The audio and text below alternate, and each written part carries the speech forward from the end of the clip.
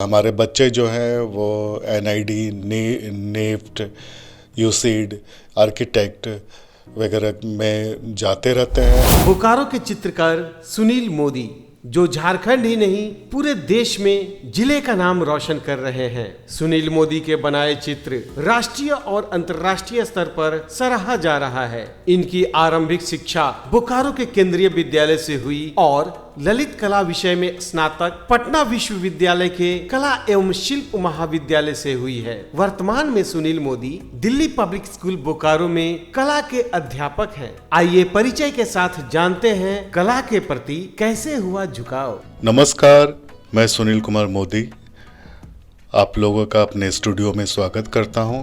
बचपन से ही मुझे कला के क्षेत्र में रुझान है, इसीलिए मैंने अपने कैरियर को कला के क्षेत्र में ले गया और मैंने पटना आर्ट कॉलेज से ग्रेजुएशन किया है और कलकत्ता यूनिवर्सिटी से मास्टर डिग्री किया है मैंने।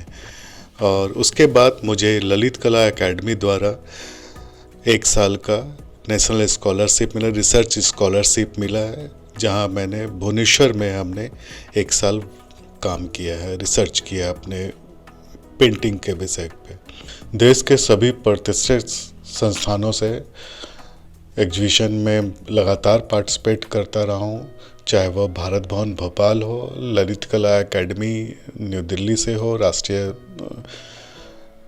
कला प्रदर्शनी, कला मेला हो, मुंबई में एग्जीबिशन हो। मैंने देश विदेश के बहुत सारे एग्जीबिशन में पार्टिसिपेट किया है। विदेश में भी रशिया के एग्जीबिशन में मैंने पार्टिसिपेट किया है, ऑस्ट्रेलिया एक एग्जीबिशन में मैंने पार्टिसिपेट किया है।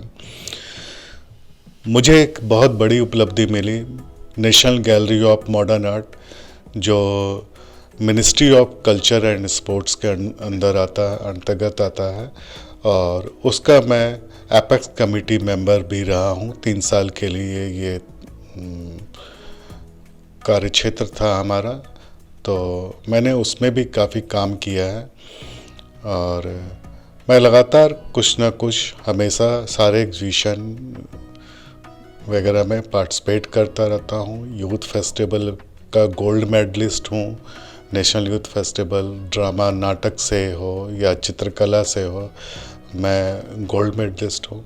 रिसेंटली रांची में ये 3 दिन का एक कैंप था, जो दिल्ली की एक बहुत ही फेमस गैलरी, देश की फेमस गैलरी गैलरिया वीएसबी ने इसको ऑर्गेनाइज किया था और इसको क्यूरेट किया है राम प्रवेश पॉल ने, जो दिल्ली से हैं।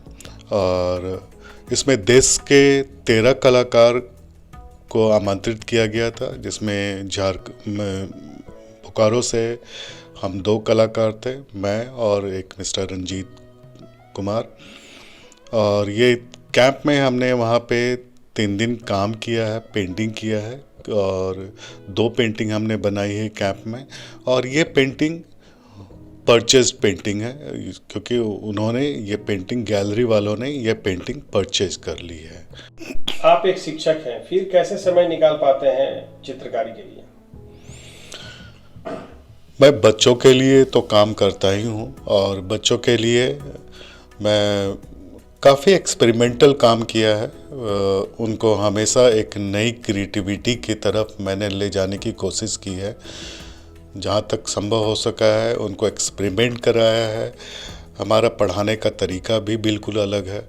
मैंने कभी भी ब्लैक बोर्ड पे ड्राइंग करके सारे बच्चों को नहीं बोला है कि आप वही बनाओ। आप कुछ भी बना सकते हो, अपनी क्रिएटिविटी, अपना सोच को दर्शाने का, बच्चे अपनी सोच को दर्शाए, मैंने पूरी कोशिश की है और करता रहता हूँ। और जहाँ तक मेरे लिए समय की बात है, मैं उसमें ही अपना समय निकाल लेता हूँ अपने काम के लिए। शाम के समय मैं 2 घंटा 3 घंटा मैं ज़्यादातर अपने स्टूडियो में बिताता हूँ। और बच्चों के साथ मैंने काफ़ी उनके करियर के लिए भी मैंने बहुत काम किया है।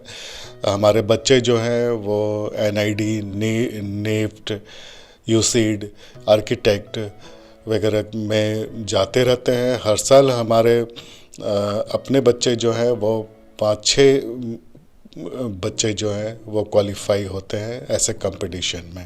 आप लोग की पेंटिंग आम लोगों को नहीं समझ में आती है, इसके बारे में क्या कहेंगे? एक्चुअली जब हम स्टडी पीरियड में रहते हैं तब हम पूरा स्टडी करते हैं, जो चीज़ जैसा दिखता है वैसा ही बनाने की कोशिश करते हैं, पर धीरे धीरे उसके अंदर एक स्टाइल डेवलप करने लगता है और वो पता चल जाता है कलाकार को कि हमारा कौन सा स्टाइल है और क्या हमारा अपना उसमें हम डाल रहे हैं। और यही जो हम कैनवास पे या पेपर पे जो भी हम बना रहे हैं वो एक स्टाइल हो जाता है और वही स्टाइल को हम डेवलप करने लगते हैं, धीरे धीरे डेवलप करने लगते हैं और वो हमारा एक पहचान बन जाता है, सिग्नेचर हो जाता है वो हमारा। देश में ऐसे जितने भी कलाकार हैं जो भी इस तरह से काम करते हैं, सबकी अपनी स्टाइल है और अपनी स्टाइल से ही वो पहचाने जाते हैं।